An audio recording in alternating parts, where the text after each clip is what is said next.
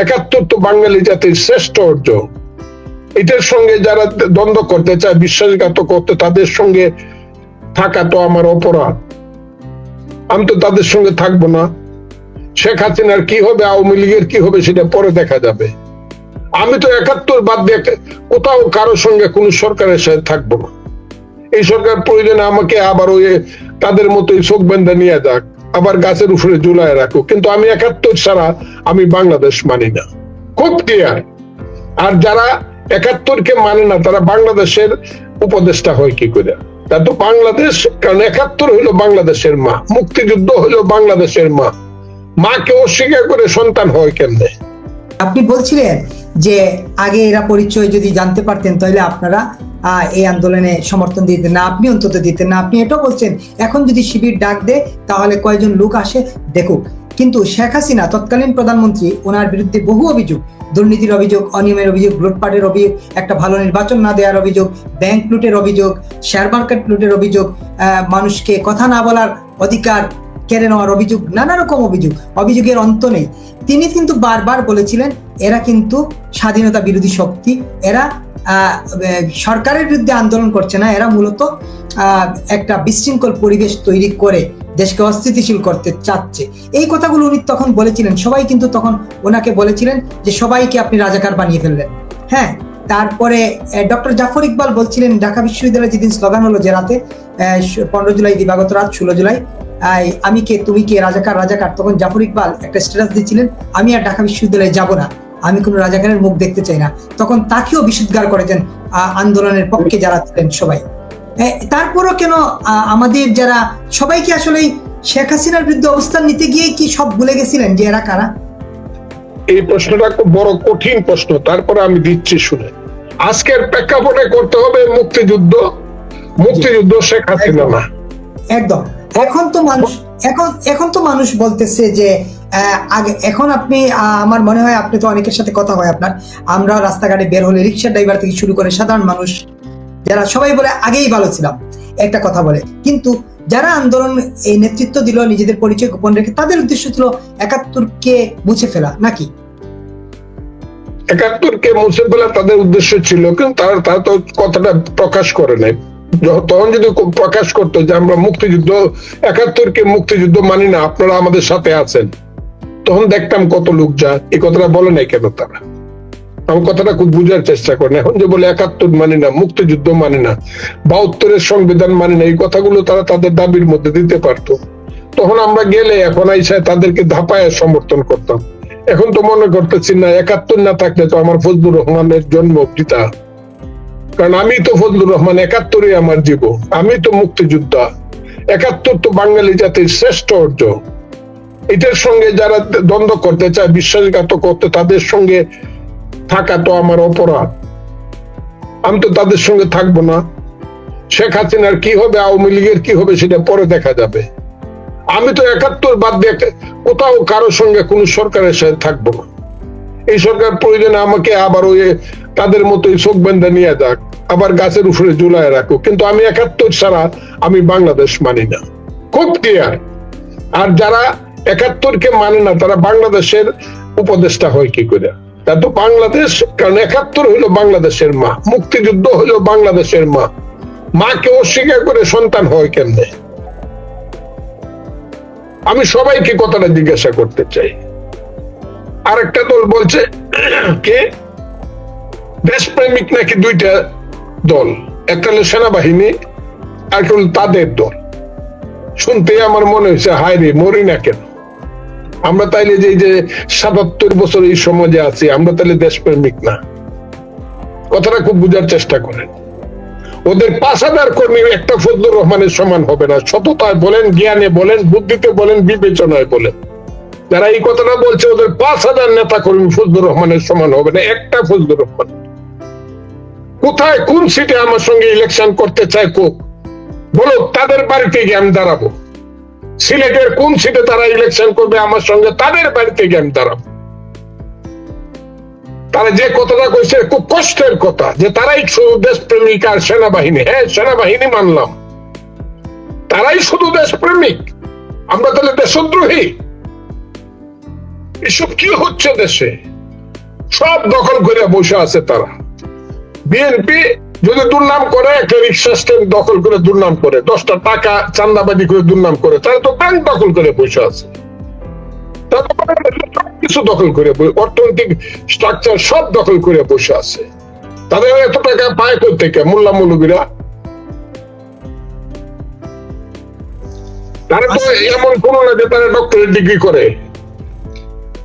আজকে এই যে ছেলেদের কথা, যারা এই তরুণ প্রজন্ম, যারা আপনি বলছিলেন যে এই বৈষম্য বিরোধী ছাত্র আন্দোলনের যারা ৭১কে মুছে ফেলতে চায়, আপনার কাছে কি মনে হয় যে আপনি তো বলছেন ৭১ আপনার শ্রেষ্ঠ অর্জন জীবনের, আপনি ৭১ না থাকলে বাংলাদেশ থাকে না, ৭১ না থাকলে আপনি ফজলুর রহমান থাকেন না, তো ৭১ কি আপনার মনে হচ্ছে, তাদের কথাবার্তা শুনে কি আপনার একবারও মনে হয় ৭১ আপনার ভুল করেছেন, বঙ্গবন্ধু ভুল করেছিলেন, বঙ্গবন্ধু একটা বাংলাদেশ এনে ভুল করেছেন?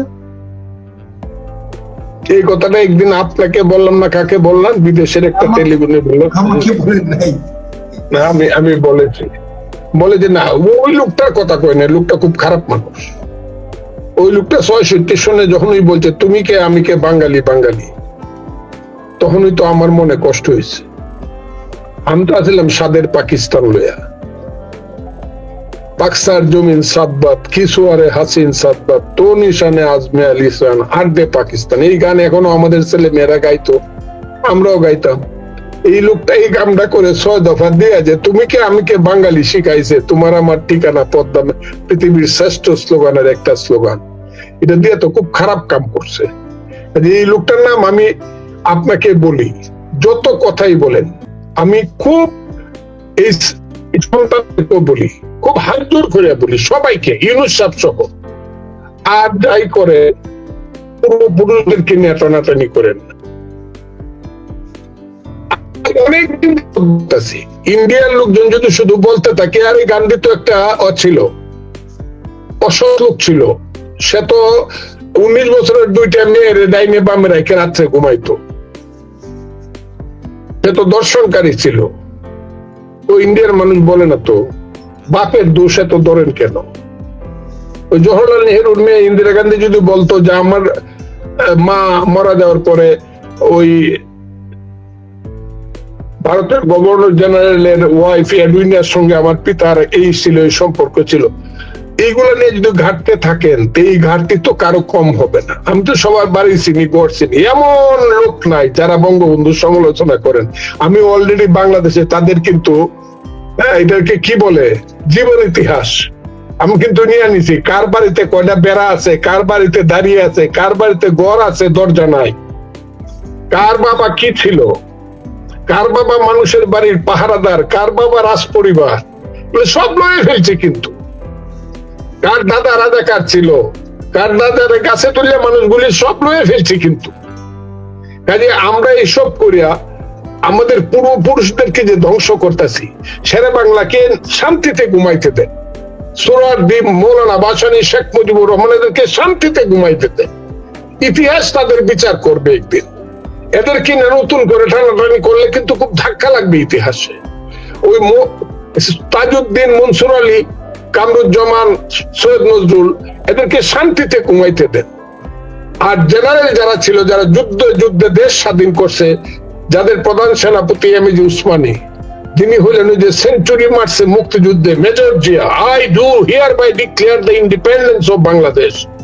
এই যে major Zia on behalf of our leader Bangabandhu Sheikh Mujib second time এই কথাটা বলছিল, সেই মেজর জিয়া এদেরকে শান্তিতে একটু ঘুমাইতে দেন। প্রত্যেকের গায়ে আঁচল লাগাইবার চেষ্টা করেন না, তাইলে কিন্তু জাতি থাকবে না, দেশ থাকবে না। আপনারা তো মুক্তিযুদ্ধ বাদ দিয়ে এই কামটা করতে চাইতেছেন, আবার নিতে চাইতেছেন আমাদেরকে লাহোরের শালিমার বাগে নিতে চান, আর দেখতে চান আমাদের বোনদেরকে এসে সুন্দর সুন্দর ছেলেরা বিয়ে করে আমাদের বাইগনা বাগনিকে খুব সুন্দর ভাবে জন্ম দিব, এটাই তো দেখতে চান। এগুলা করেন না, আমাদের পূর্বপুরুষদের এত অপমান করেন না কেউ। কথাটা আমার খুব ক্লিয়ার। ইতিহাসের যারা আমাদের পূর্বপুরুষ বাঙালি জাতির, তাদেরকে এত অপমান করেন না। প্রত্যেক দিন উঠে ঘুম থেকে উঠতে শেখ মুজিবুর রহমানের গালি দেন কেন? এখন আবার জিয়াউর রহমানের গালি দেওয়া শুরু করছেন কেন? কিন্তু সত্য বাইরে তো এখন তো সার্জিস আলম বক্তৃতা করে ইসলামী ছাত্র শিবির ছিল ব্যানগার্ড আন্দোলন, জুলাই আন্দোলনের, তো বলছে ওই দিন পরিষ্কার ভাবে বলছে। কেন আগে বলেন নাই কেন? গোপনে গোপনে কি করছে? একদম। একটা প্রশ্ন করতেই চাই, যেহেতু আপনি জিয়াউর রহমানের প্রসঙ্গ তুললেন, এটা আমরা পরে আসতাম, আপনি যে প্রসঙ্গ তুললেন, জিয়াউর রহমানকে স্বাধীনতার ঘোষক এ ব্যাপারে কেউ দ্বিধা করে না। উনি বঙ্গবন্ধুর পক্ষে স্বাধীনতার ঘোষণা দিয়েছিলেন। নতুন যে বই এবছর ছাপা হচ্ছে প্রথম থেকে দশম শ্রেণী পর্যন্ত, সেখানে প্রাইমারি বইয়ে একদম স্বাধীনতার ঘোষক হিসেবে সুস্পষ্টভাবে জিয়াউর রহমানের নাম উল্লেখ করা হয়েছে। কোথাও কিন্তু বলা হয় নাই যে on behalf of Bangabandhu Sheikh Mujibur কিংবা জাতির পিতা, এইটাও উল্লেখ করা হয় নাই। চারজন জাতীয় নেতার কথা বলেছে, মাওলানা আবাসানী, শেরে বাংলা একে ফজল হক, আর সরওয়ার হোসেন সৈয়দ সোহরাওয়ার্দী, আর 4 নম্বরে বঙ্গবন্ধু শেখ মুজিবুর রহমানের নাম। তাইলে বঙ্গবন্ধু শেখ মুজিবুর রহমানকে কি আসলে খাটো করারই চেষ্টা করা হচ্ছে এখন? উনি তো মুক্তিযুদ্ধ নেতৃত্ব দিলেন নাকি না মাওলানা ভাসানী দিলেন, না সরওয়ার্দী দিলেন, না শেরে বাংলা দিলেন? কে দিলেন আসলে মূলত মুক্তিযুদ্ধের নেতৃত্বটা? আমি আপনাকে খুব ক্লিয়ার বলি, এই কথাগুলো আমি আমার বই ফেব্রুয়ারিতে বেরোচ্ছে, আমার একটা বই বেরোচ্ছে ফেব্রুয়ারিতে, সুস্পষ্ট ভাবে জিনিসগুলো আমি লিখে রেখে গেছি। এখন অনেক প্রশ্নের উত্তর দিতে আইলে বিভিন্ন দিক থেকে, আমি যেহেতু রাজনীতি করি, বিভিন্ন দিক থেকে বিভিন্ন ধরনের কথা আসে, সেই প্রশ্নের উত্তরগুলো আমি দেব। এই কারণে দিব না, আমি তো খুব বলছি যে যারা রাজনৈতিক নেতা এবং যারা সামরিক নেতা, দেয়ার ইজ ডিফারেন্স। সবাই দেশপ্রেমিক, সবাই দেশের জন্য কাজ করছে, কে বড় কে ছোট এই কথাগুলো আমি আমার বইয়ে লিখে রেখে গেছি। 21শে ফেব্রুয়ারি, 1 ফেব্রুয়ারিতে সম্ভবত আমার বইটা বের হতে পারে। আমি আমার কথাগুলো এখন আমি আর এই কথা বলে আমি আর এখানে দ্বন্দ্ব সৃষ্টি করতে চাই না। তবে নিঃসন্দেহে ইতিহাসে প্রমাণিত হবে কে কত উচ্চ, এটা এই ব্যাপারে কোনো সন্দেহ নাই কেউ কাউকে। আমি ওই দিন বলছি যে শেখ মুজিবের এই যে আঙ্গুলটা, এই আঙ্গুলটা শক্তিও, যারা শেখ মুজিবকে এখন তো দেখতেছি পিছনে একটা অন্ধকারের শক্তি আছে, আর সামনে আছে ছাত্র, বৈষম্য বিরোধী ছাত্র, শেখ মুজিবকে ছোট করে ফেলবে। শেখ মুজিবের এই আঙ্গুলটা টাইনে বাঁকা করতে পারবো না সবাই বলে ফিরছে, এবং এটা আমার কথাটা আল্লাহর রহমতে ইতিহাসে ঠিক হবে। শেখ মুজিব, বঙ্গবন্ধু শেখ মুজিবুর রহমান, এটা ঠিক, এটা কেউ করতে পারে। আবার আপনি যদি জিয়াউর রহমানকে আবার ওই আওয়ামী লীগেররা যেভাবে দেখে এবং বলে, এটাও সঠিক না। জিয়াউর রহমান সাহেব তো সব সেক্টর কমান্ডারের মধ্যে, শুধু sector commander, brigade commander, Z ফোর্সের কমান্ডার, শুধু তাই না, ওই যে একটা কথা, আই মেজর জিয়া, যেভাবেই বলেন বঙ্গবন্ধুর নামে, এটা তো দিছে, এটা তো কেউ দেয় নাই। গোল্ডেন যে ওটা সেঞ্চুরি মারার যে ঘটনাটা মুক্তিযুদ্ধে, যারা আর্মি, এর মধ্যে জিয়াউর রহমান হইলো সেঞ্চুরি মারছে আর্মির মধ্যে। এটা কেউ ছাড়াইতে পারবে না, খালি না করলে কি কাজ হবে? কারণ সে এই সুযোগটা, আল্লাহ তাকে এই সুযোগটা দিছে, অথবা মুক্তিযুদ্ধ তাকে এই সুযোগটা দিয়ে দিচ্ছে। প্রধান সেনাপতি এমএজি উসমানী কর্নেল ছিলেন, উনি তো আগেই চাকরি ছেড়ে এসে পড়ছিলেন 67 সালে। তাহলে আবার দেশে গৌরব অর্জন করলো বাংলাদেশের মুক্তিযুদ্ধের প্রধান সেনাপতি, এটা কি তাকে সুযোগ করে দেয় নাই মুক্তিযুদ্ধ? এটা স্বীকার করবেন না? আমার কথা চলো এই জায়গাতে, যার অবস্থানে সে থাকবে, ইতিহাস থেকে দৃষ্টিভঙ্গি থেকে দেখো, কিন্তু আমরা তাদেরকে নিয়ে খুব বেশি টানাটানি করা, এই জিনিসটা সঠিক হবে না ব্যক্তিগতভাবে। এই সরকারের কাজটা কি? এই সরকারের কাজ কি এইসব ইতিহাসের বিতর্ক আবার নতুন করে তৈরি করা? এখন কি বিএনপি বলছে যে এই ইতিহাস এইভাবে রচনা করো, বা অন্যান্য কমিউনিস্ট পার্টি, বাসদ বা অন্যান্য রাজনৈতিক দল বলছে ইতিহাস এভাবে করো? বই যে এখন আবার চেঞ্জ হয়ে যাচ্ছে, ইতিহাস চেঞ্জ হয়ে যাচ্ছে, এই সরকারের কাজটা, মূল কাজটা কি আসলে? এই সরকারের মূল কাজ ছিল ক্ষমতার সিংহাসনটাকে দীর্ঘায়িত করা। এখন আমি যেটা বুঝি, যেভাবে পারে কূটকৌশল করে আরো 2 বছর, 3 বছর, 4 বছর